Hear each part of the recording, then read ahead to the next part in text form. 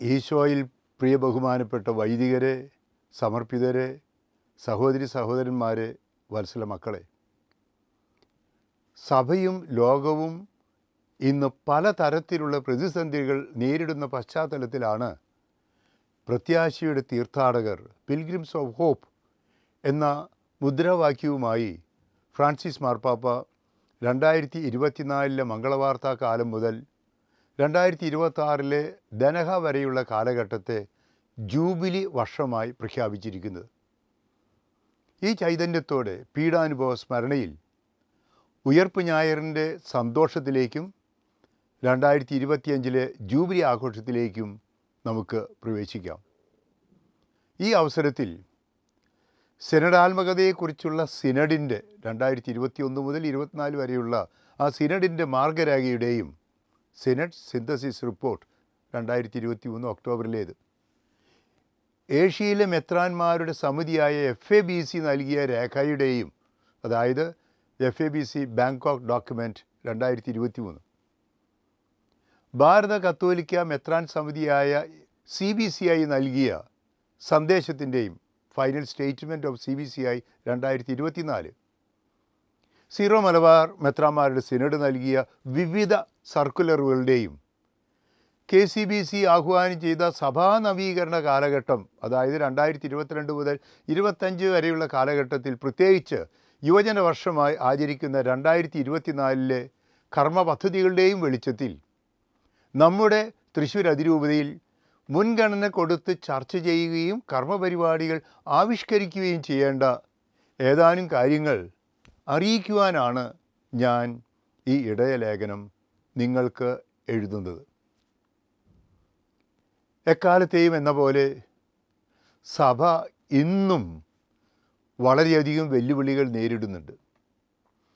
വെല്ലുവിളികളെ സാധ്യതകളായി കണ്ട് അവ വെച്ച് നീട്ടുന്ന സഹനങ്ങളെ ഏറ്റെടുക്കുവാൻ നമുക്ക് സാധിക്കണം.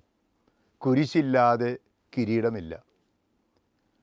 മനുഷ്യരെ രക്ഷിക്കാൻ ഈശോ സ്വീകരിച്ച മാർഗം ദൈവവചന പ്രഘോഷണത്തിൻ്റെയും പീഡാസഹനത്തിൻ്റെയും കുരിശുമരണത്തിൻ്റെയും ഉത്ഥാനത്തിൻ്റേതുമാണ്. കാലഘട്ടത്തിൻ്റെ പ്രതിസന്ധികൾ തിരിച്ചറിഞ്ഞാലേ പരിശുദ്ധാത്മാവിനാൽ നയിക്കപ്പെട്ട് അവയെ തരണം ചെയ്ത് പരിഹാരമാർഗങ്ങൾ കണ്ടെത്തി വിജയത്തിലേക്ക് നീങ്ങുവാൻ നമുക്ക് സാധിക്കും. ഇന്ന് നാം നേരിടുന്ന വെല്ലുവിളികളുടെ പ്രധാന മേഖലകൾ ഞാൻ സൂചിപ്പിക്കട്ടെ. ഒന്ന് വിശ്വാസ പ്രതിസന്ധിയാണ്. വർഗീയതയുടെയും നിരീശ്വരത്വത്തിൻ്റെയും മൗലികവാദത്തിൻ്റെയും ലൗകികതയുടെയും നിസ്സംഗതയുടെയും മറ്റും പശ്ചാത്തലത്തിൽ വിശ്വാസ പ്രതിസന്ധികൾ സീമാതീതമായിക്കൊണ്ടിരിക്കുകയാണ്. സഭയെ നശിപ്പിക്കാൻ അകത്തുനിന്നും പുറത്തുനിന്നും സഭാശത്രുക്കൾ കർമ്മനിരതരാകുന്നുണ്ട്. അടുത്ത കാലത്ത് കാണപ്പെടുന്ന മതപീഡനം, മതം മാറ്റ നിരോധനത്തിൻ്റെ ദുരുപയോഗം, മതമില്ലാത്ത ജീവൻ്റെ പ്രോത്സാഹനം തുടങ്ങിയവ ഇതിന് ഉദാഹരണങ്ങളാണ്. സഭാംഗങ്ങൾ വിഭജിച്ച് നശിപ്പിക്കുവാൻ പല പദ്ധതികളും നടക്കുന്നു. ശക്തവും കാലോചിതവുമായ വിശ്വാസ പരിശീലനവും കൂട്ടായ്മ പരിപോഷണവും ആവശ്യമായിരിക്കുന്നു. ഈശോ ഉദ്ബോധിപ്പിച്ചതുപോലെ വചനത്തിൽ നിലനിൽക്കലാണ്, യോഹന്നാൻ സുവിശേഷം 8:31-32, വചനത്തിൽ നിലനിൽക്കലാണ് ഇതിൻ്റെ പരിഹാരമാർഗം. ഇന്ന് ഏറ്റവും അധികം പ്രതിസന്ധികൾ നേരിട്ടുകൊണ്ടിരിക്കുന്നത് നമ്മുടെ കുടുംബങ്ങളിലാണ്. അന്യം നിന്ന് പോയിക്കൊണ്ടിരിക്കുന്ന ഒരു സമുദായമായി നാം മാറിക്കൊണ്ടിരിക്കുന്നു.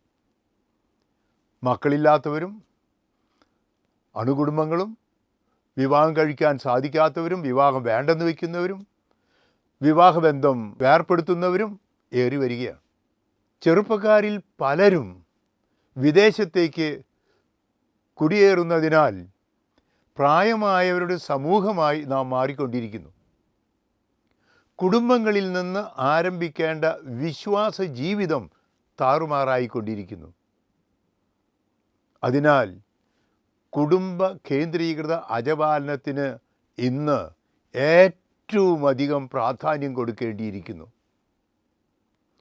വലിയ കുടുംബങ്ങളെ പ്രോത്സാഹിപ്പിക്കുവാനും നാട്ടിൽ തന്നെ ജോലി ലഭിക്കുവാൻ സഹായിക്കുവാനും പ്രായമായവർക്ക് തുണയേകുവാനും നമുക്ക് പ്രത്യേക പദ്ധതികൾ ആവിഷ്കരിക്കേണ്ടിയിരിക്കുന്നു. മനുഷ്യവർഗത്തെ രക്ഷിക്കുവാൻ ഭൂമിയിൽ അവതീർണനായ യേശുനാഥൻ തീർത്ഥാടകനായിട്ടാണ് എത്തിയത്. ദൈവത്തോടുള്ള സമാനത കണക്കിലെടുക്കാതെ അവിടുന്ന് തന്നെ ശൂന്യനാക്കി മനുഷ്യ സ്വഭാവം സ്വീകരിച്ച്, ഫിലിപ്പിയർക്കുള്ള ലേഖനത്തിൽ 2-ാം അധ്യായത്തിൽ വായിക്കുന്ന പോലെ മനുഷ്യ സ്വഭാവം സ്വീകരിച്ച് മനുഷ്യവർഗത്തെ രക്ഷിച്ച് അവരെ സ്വർഗപിതാവിൻ്റെ ഭവനത്തിൽ എത്തിക്കാനാണ് അവിടുന്ന് വന്നത്. യോഹന്നാൻ 14:6. അവിടുന്ന് ആത്മാവിനാൽ നയിക്കപ്പെട്ട് സുവിശേഷം അറിയിക്കുകയും രോഗികളെ സുഖപ്പെടുത്തുകയും പിശാചുക്കളെ ബഹിഷ്കരിക്കുകയും കർത്താവിന് പ്രീതികരമായ വത്സരം പ്രഖ്യാപിക്കുകയും ലൂക്ക 4:18 ദൈവരാജ്യ സ്ഥാപനത്തിനായി പീഡകൾ സഹിച്ച് മരിച്ച് ഉയർക്കുകയും ചെയ്തു. ലൂക്കായുടെ സുവിശേഷം 24:47 മാർക്കോസ് 1:15 നാം അത് വായിക്കുന്നു. നമ്മുടെ പൗരത്വം സ്വർഗത്തിലാണെന്നുള്ള ചിന്ത ഫിലിപ്പിയർ 3:20 വായിക്കുന്ന പോലെ നമുക്കുണ്ടാകണം. വിഭൂതിയുടെ തിരുക്കർമ്മത്തിൽ കാണുന്ന നോമ്പുകാല ചൈതന്യമായ പ്രാർത്ഥനയുടെയും പശ്ചാത്താപത്തിൻ്റെയും പരിഹാരത്തിൻ്റെയും പരസ്നേഹത്തിൻ്റെയും മാനസാന്തരത്തിൻ്റെയും ജീവിത നവീകരണത്തിൻ്റെയും മനോഭാവം നമുക്ക് ഉണ്ടാകണം. നാം പാലിയൂർ മഹാതീർത്ഥാടനം നടത്തുന്നത് എൻ്റെ കർത്താവേ, എൻ്റെ ദൈവമേ, യോഹന്നാൻ 20:28 എന്ന് ഉദ്ഘോഷിച്ച മാർ തോമാ ശ്ലീഹായുടെ ചൈതന്യത്തോടെ ആയിരിക്കണം. നമ്മുടെ അതിരൂപതയിൽ 2024 മാർച്ച് 17 നടക്കുന്ന പാലിയൂർ മഹാതീർത്ഥാടനത്തിൽ ഏവരുടെയും സാന്നിധ്യവും സഹായ സഹകരണങ്ങളും അഭ്യർത്ഥിക്കുകയാണ്. സഭാംഗങ്ങളിൽ പലരും ഇന്ന് ലോകത്തിൻ്റെ വിവിധ ഭാഗങ്ങളിൽ പ്രവാസികളായിട്ടാണ് കാണപ്പെടുന്നത്. നമ്മുടെ അതിരൂപതയിൽ നിന്നും പുറത്തുപോയി പ്രവാസികളായി കഴിയുന്നവരെ അടുത്തറിയുന്നതിനായി അധികം വൈകാതെ ഒരു പ്രവാസി സംഗമം നടത്തുവാനായിട്ട് ആഗ്രഹിക്കുകയാണ്. പ്രവാസി ജീവിതത്തിന് വാസ്തവത്തിൽ ഭാവാത്മകവും നിഷേധാത്മകവുമായ വശങ്ങളുണ്ടെന്ന് നമുക്കറിയാം. എന്നാൽ കാലത്തിൻ്റെയും സാഹചര്യങ്ങളുടെയും സൂചനകൾ തിരിച്ചറിഞ്ഞ് വിവേകത്തോടെ നാം പ്രവർത്തിക്കേണ്ടിയിരിക്കുന്നു. ഇന്ന് നമ്മുടെ സമുദായത്തിൽ നിന്ന് വളരെയേറെ യുവജനങ്ങൾ, പ്രത്യേകിച്ചും 12ാം ക്ലാസ് കഴിയുന്നതോടുകൂടി ഇന്ത്യയിൽ നിന്ന് പുറത്തേക്ക് പോകുന്നതായി മനസ്സിലാക്കുകയാണ്. പഠനത്തിനുള്ള വലിയ സാധ്യതകൾ നമ്മുടെ നാട്ടിൽ തന്നെ ഉണ്ടായിരിക്കെ വലിയ സംഖ്യ ചെലവ് ചെയ്താണ് പലരും ഇത്തരത്തിൽ പഠനത്തിനായി പുറത്തേക്ക് പോകുന്നത്. ഇങ്ങനെ പോകുന്നവരുടെ അവസ്ഥയെക്കുറിച്ചുള്ള പല റിപ്പോർട്ടുകളും സത്യത്തിൽ ആകുലപ്പെടുത്തുന്നവയാണ്. പഠനത്തിനും ജോലിക്കുമായി വിദേശ രാജ്യങ്ങളിലേക്ക് പോകുന്നവർ അവിടെയുള്ള സീറോ മലബാർ വൈദികരോടും സഭാ സംവിധാനങ്ങളോടും ബന്ധം പുലർത്തുന്നത് അവരുടെ ആത്മീയവും ഭൗതികവുമായ സുരക്ഷിതത്വത്തിനും വളർച്ചയ്ക്കും സഹായകമാകും എന്നതിനെക്കുറിച്ച് സംശയമില്ല. അതിനായി നാട്ടിൽ നിന്നും പോകുന്നതിന് മുമ്പ് വികാരിച്ചിനിൽ നിന്നും മറ്റും പോകുന്ന സ്ഥലത്തെക്കുറിച്ച്, അവിടുത്തെ സംവിധാനങ്ങൾ, പ്രത്യേകിച്ച് സഭാ സംവിധാനങ്ങളെക്കുറിച്ചുള്ള വിവരങ്ങൾ ശേഖരിക്കുകയും അവിടുത്തെ വൈദികരുമായി ബന്ധപ്പെടുകയും ചെയ്യുന്നത് തീർച്ചയായും ഉപകാരപ്രദമായിരിക്കും. നമ്മുടെ നാട്ടിൽ നിന്നും ഇത്തരത്തിൽ വിദേശത്തേക്ക് പോകുന്നവർ പറയുന്ന ഒരു പ്രധാന കാരണം നാട്ടിൽ ജോലി സാധ്യതകൾ കുറവാണെന്നതാണ്. അത് ഒരു പരിധിവരെ ശരിയാണെങ്കിലും നാട്ടിലുള്ള സാധ്യതകൾ ഉപയോഗിക്കുന്നില്ല എന്നതും വസ്തുതയാണ്. ഭരണരംഗത്തും രാഷ്ട്രീയ രംഗത്തും സാമൂഹിക, സാംസ്കാരിക, വ്യാവസായിക, കാർഷിക രംഗങ്ങളിലും മറ്റും അവിടെ നിന്നെല്ലാം മറ്റും നാം ഒഴിഞ്ഞു മാറുന്നത് സമുദായത്തെ വളരെ വളരെ ദോഷകരമായി ബാധിക്കുന്നുണ്ട്. അതിനാൽ കഴിഞ്ഞ കാലങ്ങളിൽ രാഷ്ട്രനിർമ്മിതിയിൽ ആനുപാതികമായി ഏറ്റവും മുന്നിൽ നിന്ന് പ്രവർത്തിച്ച സമുദായമാണ് നാം. ആ നിലയിൽ പ്രവർത്തിച്ച നാം കർമ്മനിരതരാകേണ്ടിയിരിക്കുന്നു. പ്രിയപ്പെട്ടവരെ, കേരള സഭാ നവീകരണ കാലഘട്ടത്തിൻ്റെ 2022 മുതൽ 2025 വരെയുള്ള കാലഘട്ടത്തിൻ്റെ ഭാഗമായി ഈ വർഷം 2024 യുവജന വർഷമായി ആചരിക്കുകയാണ്. കണ്ണിൽ കനിവ്, കരളിൽ കനല്, കാലിൽ ചിറക് എന്ന മുദ്രാവാക്യവുമായി വിവിധ പരിപാടികൾക്ക് KCBC ആഹ്വാനം ചെയ്തിട്ടുണ്ട്. നമ്മുടെ അതിരൂപതയിലെ എല്ലാ ഇടവകളിലും യുവജനങ്ങളെ അണിനിരത്തി അവരുടെ വിശ്വാസ ദൃഢതയ്ക്കും ഭൗതികവും കുടുംബപരമായി കെട്ടുറപ്പിനും ഉതകുന്ന പരിപാടികൾ ആസൂത്രണം ചെയ്യുവാൻ ഞാൻ ആഹ്വാനം ചെയ്യുകയാണ്. കഴിഞ്ഞ വർഷം നമ്മുടെ അതിരൂപതയിലെ അനേകം ഇടവകളിൽ യുവജന സംഗമങ്ങൾ വളരെ നന്നായി നടത്തുകയുണ്ടായി. സഭയുടെ അൽമായ നേതൃത്വ പരിശീലന പരിപാടികളാണ് ഈ വർഷം അതിരൂപതയുടെ യുവജന പ്രേക്ഷിതത്വ വിഭാഗം വിഭാവന ചെയ്തിരിക്കുന്നത്. അതിലേക്ക് യൂത്ത് മിനിസ്ട്രി ടീമിനോട് സഹകരിക്കുവാൻ ഞാൻ നിങ്ങളെ ഏവരെയും ആഹ്വാനം ചെയ്യുകയാണ്. ആധുനിക മാധ്യമങ്ങൾ, ഡിജിറ്റൽ വേൾഡ് മനുഷ്യ ജീവിത ശൈലി തന്നെ മാറ്റിമറിച്ചു കൊണ്ടിരിക്കുകയാണ്. ലോക സമാധാനത്തിനുള്ള ഫ്രാൻസിസ് മാർപ്പാപ്പയുടെ 2024 സന്ദേശത്തിൻ്റെ വിഷയമായി തന്നെ മാർപ്പാപ്പ എടുത്തിരിക്കുന്നത് നിർമ്മിത ബുദ്ധിയും സമാധാനവും, ആർട്ടിഫിഷ്യൽ ഇൻ്റലിജൻസ് ആൻഡ് പീസ് എന്നതാണ്. 2024 CBCI പ്ലീനറി സമ്മേളനത്തിൻ്റെ ഒരു പ്രധാന ചർച്ചാ വിഷയവും ഇതുതന്നെയായിരുന്നു. നിർമ്മിത ബുദ്ധി അഥവാ ആർട്ടിഫിഷ്യൽ ഇൻ്റലിജൻസ് തുടങ്ങിയ പുതിയ സാങ്കേതിക വിദ്യകളെ മനുഷ്യൻ്റെ നന്മയ്ക്കായി ഭാവാത്മകവും ധാർമ്മികവുമായി ഉപയോഗിക്കുവാൻ നാം പഠിക്കുകയും പരിശ്രമിക്കുകയും വേണം. റോമിലെ 2023 ഒക്ടോബറിൽ നടന്ന സിനഡ് സമ്മേളനത്തിൽ സൂചിപ്പിച്ചതുപോലെ ഡിജിറ്റൽ ലോകത്തിൻ്റെ സുവിശേഷവൽക്കരണത്തിന്, അതായത് ഇവഞ്ചലൈസേഷൻ ഓഫ് ദ ഡിജിറ്റൽ വേൾഡ്, ഇന്ന് നാം പ്രത്യേകിച്ച് യുവജനങ്ങൾ പ്രാധാന്യം കൊടുക്കേണ്ടിയിരിക്കുന്നു. ഇടവക തലത്തിൽ തന്നെ ഈ പ്രക്രിയ ആരംഭിക്കണം. അതിനായി യുവജനങ്ങൾ മുന്നോട്ട് വരണം. ഇന്ന് മാറി മറിയുന്നതും പ്രവാസത്തിലേക്ക് നീങ്ങുന്നതുമായ നമ്മുടെ കാലഘട്ടത്തിൽ സഭ ഇന്ന് പലപ്പോഴും നിലനിൽപ്പിന് തന്നെയായി, അതിന് മാത്രമായി മെയിൻ്റനൻസ് ചർച്ച് തത്രപ്പെടുകയാണെന്ന് നിരീക്ഷണങ്ങളുണ്ട്.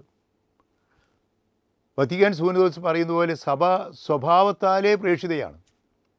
അതിനാൽ പ്രേക്ഷിത പ്രവർത്തനത്തിന് നാം കൂടുതൽ ഊന്നൽ കൊടുക്കേണ്ടിയിരിക്കുന്നു.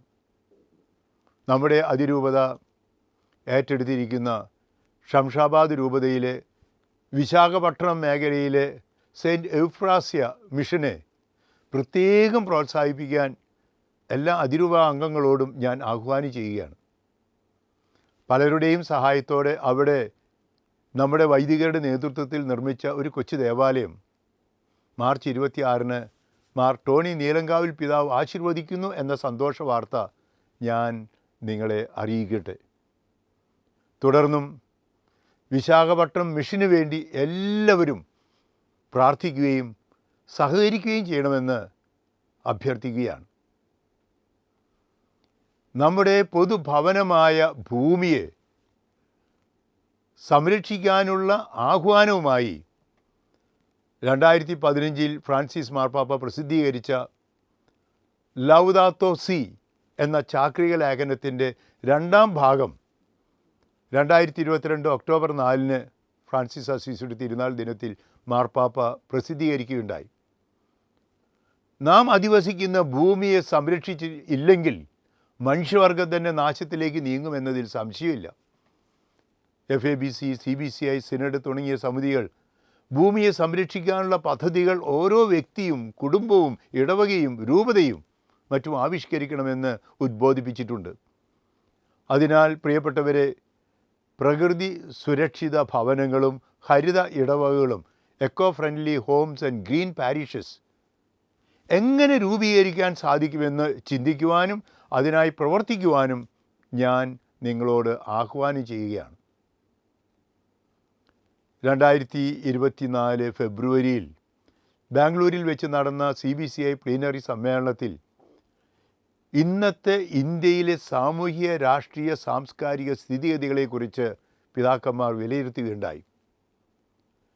തെരഞ്ഞെടുപ്പ് അടുത്തു വരുന്ന ഈ സാഹചര്യത്തിൽ 2024 മാർച്ച് 22 വെള്ളിയാഴ്ച നമ്മുടെ രാജ്യത്തിന് വേണ്ടിയുള്ള പ്രത്യേക പ്രാർത്ഥനാ ദിനമായി ആചരിക്കുവാൻ ഇന്ത്യയിലെ മെത്രാൻ സമിതി എല്ലാ കത്തോലിക്കരോടും ആഹ്വാനം ചെയ്തിരിക്കുകയാണ്.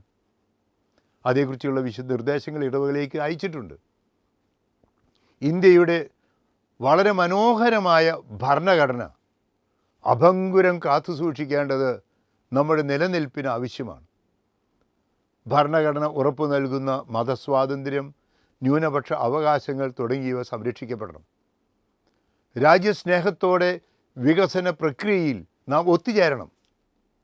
വോട്ടവകാശം എല്ലാവരും വിനിയോഗിക്കണം. ഭാരതത്തിനും ഭാരതസഭയ്ക്കും വേണ്ടി നമുക്ക് മുട്ടിപ്പായി പ്രാർത്ഥിക്കാം. പ്രിയപ്പെട്ടവരെ, 2023 ഒക്ടോബറിൽ റോമിൽ വെച്ച് നടന്ന മെത്രാന്മാരുടെ സിനഡിൻ്റെ തുടർച്ചയായി അതിൻ്റെ രണ്ടാം ഭാഗം 2024 ഒക്ടോബറിൽ റോമിൽ വെച്ച് തന്നെ സിനഡാത്മകതയെക്കുറിച്ചുള്ള സിനഡിൻ്റെ ഭാഗമായി നടക്കുകയാണ്. അതിൻ്റെ വിജയത്തിനായി പ്രാർത്ഥിക്കാൻ ഫ്രാൻസിസ് മാർപ്പാപ്പ ആഹ്വാനം ചെയ്തിരിക്കുന്നു. നമുക്ക് പ്രാർത്ഥിക്കാം. അതിൻ്റെ പരിചയത്തിൽ നമുക്കും പങ്കുചേരാം. കൂട്ടായ്മ, പങ്കുവയ്ക്കൽ, പ്രേഷിതത്വം എന്ന മുദ്രാവാക്യവുമായി ശ്രവിക്കുക, പങ്കുവയ്ക്കുക, പരിശുദ്ധാത്മാവിനാൽ നയിക്കപ്പെട്ട് വിവേചിച്ചറിയുക എന്ന സിനഡാത്മക ശൈലി സ്വായത്തമാക്കാൻ നമുക്ക് പരിശ്രമിക്കാം. നമ്മുടെ സഭയായ സീറോ മലബാർ സഭയ്ക്ക് വേണ്ടി നമുക്ക് പ്രാർത്ഥിക്കാം. സീറോ മലബാർ സഭയുടെ പുതിയ മേജർ ആർച്ച് ബിഷപ്പായി തിരഞ്ഞെടുക്കപ്പെട്ടിരിക്കുന്നത് നമ്മുടെ അതിരൂപത അംഗവും മുൻ സഹായമെത്രാനുമായ അഭിവന്യ റാഫേൽ തട്ടിൽ മെത്രാപ്പോലിത്തയാണ് എന്നത് നമുക്ക് വളരെ അഭിമാനാർഹമാണ്.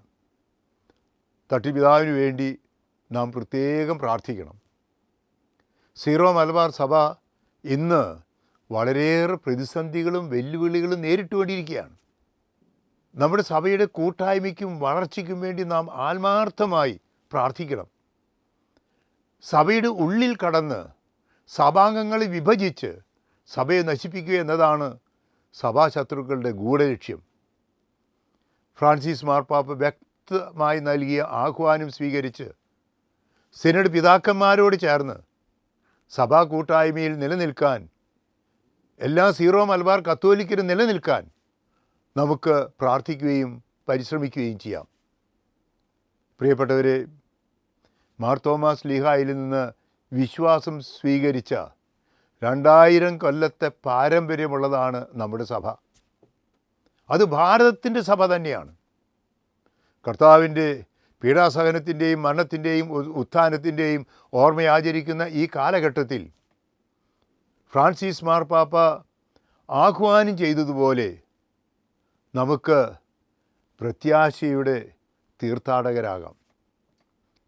ഇന്ന് പലതരത്തിൽ ദരിദ്രരായ നമ്മുടെ ജനത്തിന് പ്രത്യാശ നൽകുന്ന തരത്തിൽ നമുക്ക് സഹായങ്ങൾ നൽകുവാൻ സാധിക്കണം. മലയാള പ്രസംഗത്തിൽ കാണുന്നതുപോലെ നോമ്പുകാല ചൈതന്യമായ മത്തായിയുടെ സുവിശേഷം 6-ാം അധ്യായം, ധർമ്മദാനം, ഉപവാസം, പ്രാർത്ഥന എന്നിവ നമ്മുടെ ജീവിത ശൈലിയാകട്ടെ. ആഗതമാകുന്ന പെസഹ കാലഘട്ടത്തിൻ്റെയും ഞായറിൻ്റെയും ദൈവാനുഗ്രഹങ്ങൾ, ആശംസകൾ ഞാൻ നിങ്ങൾക്കേവർക്കും നേരുന്നു. നിങ്ങളുടെ വത്സല പിതാവ് മാർ ആൻഡ്രൂസ് താഴത്ത്, തൃശ്ശൂർ മെത്രാപ്പോലീത്ത.